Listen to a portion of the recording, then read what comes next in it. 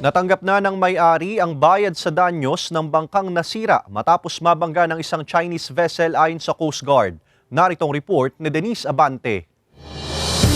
Maituturing na regalong pamasko raw para sa may-ari ng bangkang si Jazel ang natanggap na kaukulang bayad sa danyos ng isang shipping vessel na MV Taihang 8, ang barkong nakabangga sa kanyang bangka noong December 5 sa bahagi ng Paluan, Occidental, Mindoro. Matatanda ang naiulat na nangingisda noon ang mga sakay ng bangka nang mabangga sila ng naturang foreign vessel. Kinumpirma ng PCG Occidental Mindoro na nagkaroon na ng pag-uusap ang may-ari ng bangka at ng pamunuan ng barko. Okay naman kasi nung nagbigay ng amount ng figure yung owner, based yun sa inspection ginawa pa lang nung survey. Pumunta yung surveyor, nag-usap sila, yun yung binigay yung figure na 1.2.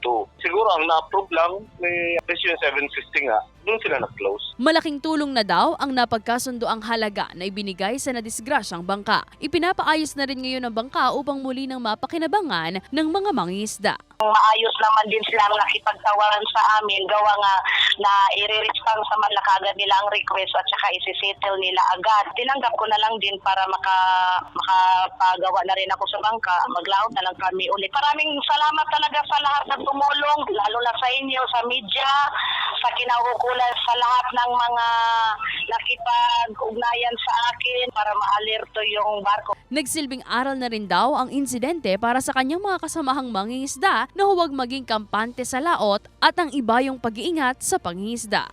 Although nasa rules of the road ngayon na ay kailangan mong iwasan kung ano man yung mababangga mo, pero what if hindi ka nga napansin? I-assume natin na hindi sila napansin. Kailangan ikaw iwas bilang mas maliit na bangka. Denise Abante, Balitang Southern, Tagalog.